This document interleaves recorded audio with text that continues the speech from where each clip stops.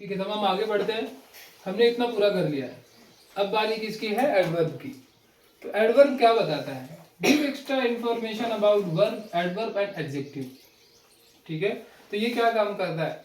हमें एक्स्ट्रा जानकारी देता है, विशेष जानकारी देता है किन शब्दों के बारे में। ठीक है, तो वर्ब के बारे में, दूसरे एडवर्ब के बारे में और एडजेक्टिव के बारे में। ठीक है, समझ आया? ठीक, तो जो एडवर्ब है ये वर्ब, एडवर्ब और एडजेक्टिव की एक्स्ट्रा जानकारी देगा। और वो जानकारी कैसी हो सकती है? और उनकी जानकारी के आधार पे ही इनको हम क्या करते हैं? बांटते हैं। क्यों, किस तरह की जानकारी दे रहा है। ठीक है, वर्ब है तो कैसा वर्ब। ठीक है, वर्ब के बारे में क्या उसने जानकारी दी है और उसी के आधार पे उसके क्या बदलता है, उसके डिवीजन हम करते हैं। तो सबसे पहले समय। ठीक है, एडवर्ब ऑफ टाइम, और इसको हम हिंदी में कहते हैं क्रिया विशेषण अव्यय। क्या कहते हैं? क्रिया विशेषण अव्यय। तो टाइम, समय की जानकारी देना। और समय में भी क्या क्या है? Point of time, duration of time और रिलेशन टू प्रेजेंट, रिलेटिव। ठीक है, तो जो समय के बारे में जानकारी देता है कि कौन सा समय है, क्या कौन सा समय है। तो देखो कुछ शब्द हैं, मकसद तो शब्द ही समझना है। तो अभी, नाउ, देन, बाद में, टुडे, आज, यस्टरडे, बीता हुआ कल, टुमारो, आने वाला कल, टुनाइट, आज रात, ऑलरेडी, पहले से, फाइनली, अंततः। तो ये क्या बताने वाले हैं हमें? पॉइंट ऑफ टाइम बताने वाले हैं। ठीक, फिर दूसरे हैं ड्यूरेशन ऑफ टाइम बताना। ठीक है, समय की अवधि कितनी थी। जस्ट, अभी अभी, लेटली, हाल ही में, सून, जल्द, इमीडिएटली, तुरंत। ठीक, इतने। अब एक मिनट, नहीं बेटा तुमने लिखा नहीं है सही से सब। ठीक है, जो पहले बोला वो गलत था, वो रिलेशन टू प्रेजेंट में था। फिर ड्यूरेशन ऑफ टाइम में अभी बोल रहा हूँ फॉर अ वाइल, कुछ समय तक। ठीक है, फॉर अ वाइल, कुछ समय तक। ऑल डे, पूरा दिन। फॉर अ लॉन्ग टाइम, लंबे समय तक। ब्रीफली, संक्षेप में। ठीक है, थोड़े समय के लिए। फॉर एवर, हमेशा के लिए। सिंस, अब से पहले या अभी से। ओके, रिसेंटली, हाल ही में। ओके, अब relation to present, relation to present. Just, अभी अभी। लेटली, हाल ही में।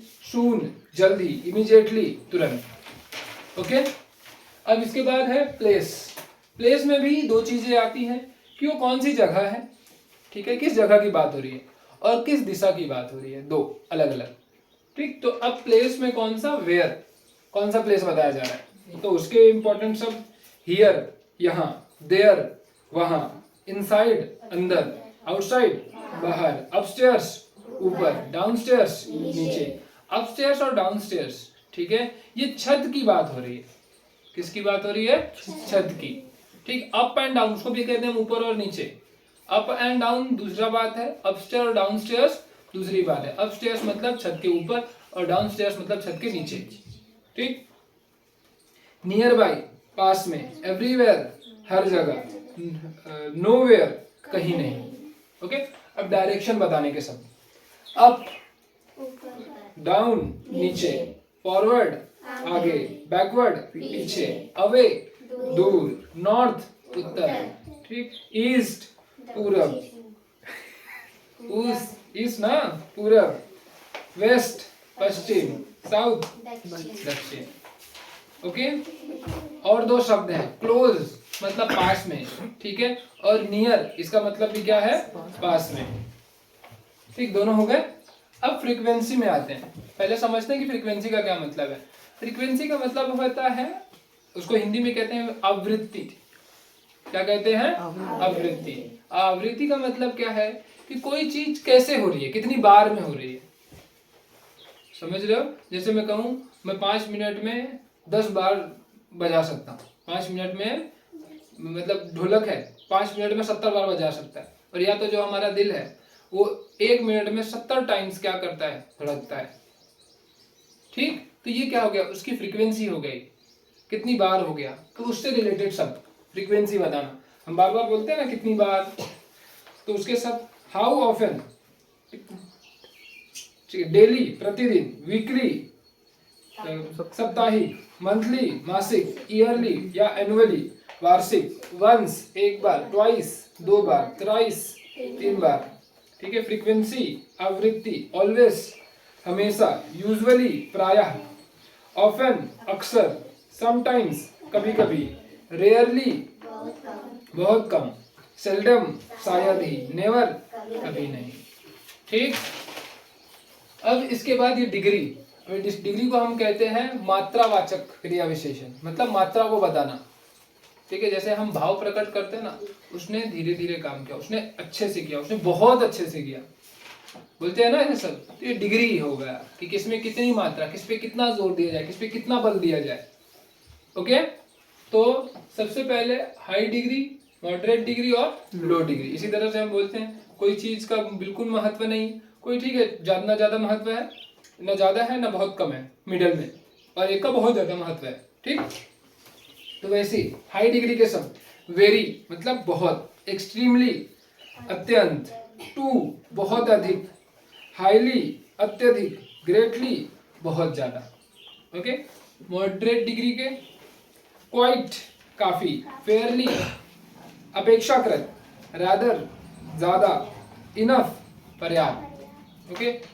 लो डिग्री के शब्द स्लाइटली थोड़ा, हार्डली मुश्किल से, स्कैर्सली शायद ही, बेयरली बस नाम मात्र, ओके।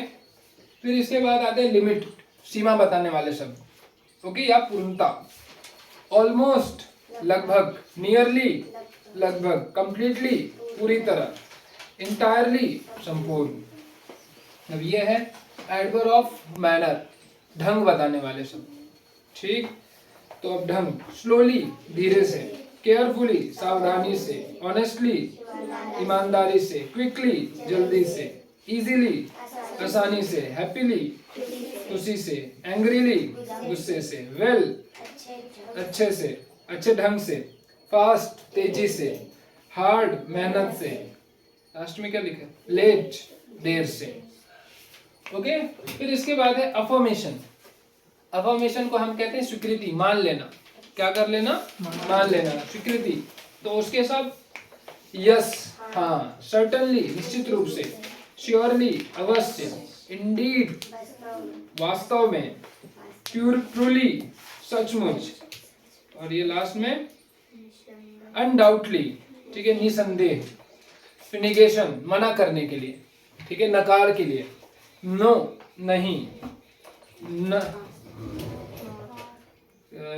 नो नहीं, नॉट नहीं, नेवर कभी नहीं, नाइदर नहीं, फेयरली बस नाम मात्र में, ठीक है। तो बस इतने ही शब्द। तो अब हमारा क्या हो गया, पूरा का पूरा रिवीजन कंप्लीट हो गया। हमने प्रेपोजिशन से स्टार्ट किया, ठीक है। प्रेपोजिशन क्या है, सिर्फ वर्ड्स नहीं है, ठीक है। इसमें सिर्फ ये वर्ड्स नहीं, फंक्शन है ये, ठीक है। सिर्फ वर्ड्स नहीं है, वो फंक्शन के आधार पे हम वर्ड्स को क्या करते हैं, बांटते हैं, ठीक है। फिर उसके बाद हमने नाउन पढ़ा, नाउन के बहुत सारे भाग देखे, ठीक है। इसी तरह से फिर हमने प्रोनाउन किए, उसके बहुत सारे टाइप्स किए, फिर एडजेक्टिव किए, उसके बहुत सारे टाइप्स किए, फिर वर्ब किए, उसके बहुत सारे टाइप्स किए, ठीक। फिर एडवर्ब किए और उसके हमने टाइप्स देख लिए। प्रीपोजिशन हम पहले ही कर चुके हैं, कंजक्शन भी हम कर चुके हैं, और इंटरजेक्शन में जैसे मैंने बताया सिर्फ 3 ही शब्द इम्पोर्टेंट है, ओके। तो वो ज़्यादा यूज होता नहीं है, ठीक। तो पूरा पार्ट्स ऑफ स्पीच हमारा क्या होता है, खत्म होता है, और यहीं से हमारा पार्ट 1 भी कंप्लीट होता है। इसके बाद हम चालू करेंगे क्या, सेंटेंस। अब सेंटेंस जहाँ से शुरुआत होता है, ठीक है, अब वहाँ पर तुम्हें कहीं भी परेशानी नहीं आएगी कि इस शब्द का क्या मतलब है, और कुछ शब्द नहीं होगा तो ज़्यादा करके नाउन होगा, नाउन में अंदर क्या है, ठीक है, उसका क्या मतलब होता है, और दूसरा जो नहीं पता होगा वो क्या नहीं पता होगा, वर्ब। और जिसको तुम्हें लगातार क्या करते रहना है, लिखते रहना है। जितना तुम इनको बढ़ाते जाओगे उतने तुम क्या होते चले जाओगे, अच्छे हो जाओगे। जैसे थोड़ा समझ को बढ़ाते हैं हम, अगर हम यहाँ पर प्रेपोजिशन लिख लें, ठीक, इसके बाद कंजक्शन लिखें, ओके, और लास्ट में बचता है इंटरजेक्शन। तो देखो जो प्रोनाउन है, ठीक, ये नाउन की जगह पे आता है, ठीक। एडजेक्टिव नाउन की एक्स्ट्रा जानकारी देता है, ठीक। एडवर्ब वर्ब की जानकारी देता है। ठीक, प्रीपोजिशन नाउन को जोड़ने का काम करता है, सिर्फ कनेक्टिंग वर्ब है। कंजक्शन भी क्या है, सिर्फ जोड़ने का काम करता है। ठीक, तो ये एडवर्ब, प्रीपोजिशन, कंजक्शन सही से अगर तुम देखो तो बस नाउन और वर्ब को ही एडिशन कर रहे हैं। ठीक है, एडजेक्टिव तो नाउन की ही जानकारी दे रहा है। ठीक है, और हालांकि एडजेक्टिव नाउन से भी बनता है और वर्ब से भी बनता है, बनाते हैं, वो मैंने भी कराया नहीं, क्योंकि जब हम सेंटेंस करेंगे तब मैं वहां पे छोटा सा एक लेक्चर कवर कर दूंगा कि कैसे हमें क्या करना है, बनाना है। ठीक, समझ आया। और एडवर्ब भी उसी तरह से। ठीक है, एडवर्ब भी इसी तरह से क्या होते हैं, एडजेक्टिव से बनते हैं, नाउन से बनते हैं, वर्ब से बनते हैं। उनको भी हम तभी क्या कर लेंगे, पूरा कर लेंगे। ठीक, जो एडवर्ब है और जो एडजेक्टिव है, इनको हम कहते हैं कि ये मॉडिफायर्स हैं। क्या है, मॉडिफायर्स है। मॉडिफायर मतलब क्या, जो थोड़ा मीनिंग को चेंज करे, बदले। क्या है, बदले। ठीक, तो इनकी अपनी पहचान कहने को है नहीं। ठीक, ये देते हैं, किसकी मदद करेंगे, नाउन की, नाउन के बारे में एक्स्ट्रा जानकारी देंगे और वर्ब के बारे में एक्स्ट्रा जानकारी देंगे। लेकिन जानकारियां भी क्या ही देंगे। ठीक है, वो भी, उसके भी शब्द कहाँ से आते हैं, यही नाउन से आते हैं और वर्ब से आते हैं। ठीक, समझ आया। तो इसी वजह से हमें जो लगातार पढ़ते रहना, वो क्या पढ़ते रहना है, नाउन और वर्ब। ओके, ठीक है।